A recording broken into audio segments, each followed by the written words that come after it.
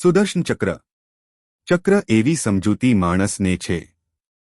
Circle આકાર હોય છે. સમયનું પણ ચક્ર હોય છે. ઘડિયાળમાં તેમજ પૃથ્વી સૂર્યની પ્રદક્ષિણા કરતી ચક્કર લગાવીને સમયની રચના કરે છે. કૃષ્ણએ પોતાના હથિયાર તરીકે વાપરેલું સુદર્શન ચક્ર એ ખરેખર સમયનું જ ચક્ર છે તેમજ એનું પ્રતીક સમાન છે. ચાલ્યો જતો સમયને રોકી શકનાર અને સમયને બેક એન્ડ ફોર્થ કરી તેમજ રોકીને સમજાવનાર વિષય તત્વ પર સમજાવવું પણ થોડું અઘરું છે. શબ્દ ફરી વાંચી જુઓ. એ સુદર્શન એટલે કે સમયના મૂલ્યાંકનનું સારું દર્શન થાય એ માત્ર હથિયાર છે. નજર સમક્ષ ચાલ્યો જતો સમય જ્યારે મગજ નહીં પરંતુ એક જાગૃત ચેતના પકડી શકે એટલે કે મનમાં રહેલા વિચાર શૂન્ય અવસ્થા જ્યારે માનવ મગજ કેળવે છે ત્યારે સમય પણ પસાર થતો રોકાઈ જાય છે, સ્થિર થાય છે. તેમજ ગતિવિધિ ધીમી કે ઝડપી આંકી શકાય છે. સમજવા માટે નામ જપ ના પણ કરો તો માત્ર ચૈતન્ય રહી એટલે કે કોન્સિયસ રહી ચાલી રહેલા શ્વાસ પ્રણાલી પર ધ્યાન કેન્દ્રિત કરવું. સુદર્શન દેખાશે અથવા તો થશે.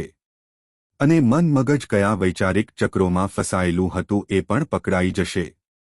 ત્યારે સુદર્શન ચક્ર પણ નજર સમક્ષ જોઈ શકાશે.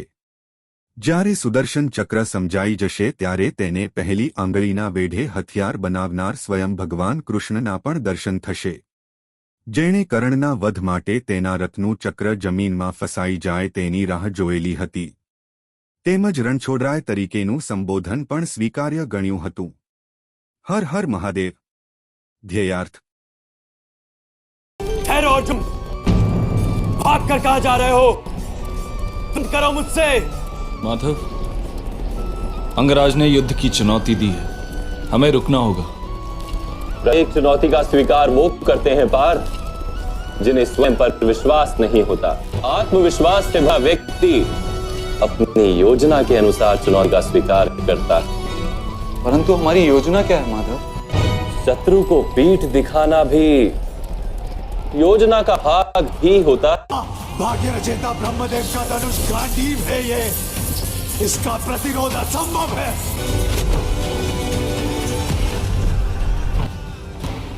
देखा केशवा, क्या वो मेरे समान है?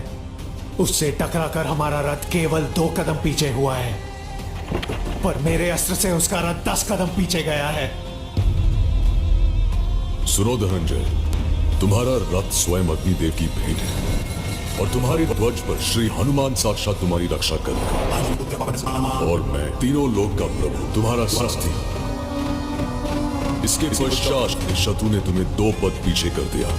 कल्पना करो अर्जुन, तुम्हारे सामने जो खड़ा है वो कोई साधारण योद्धा नहीं,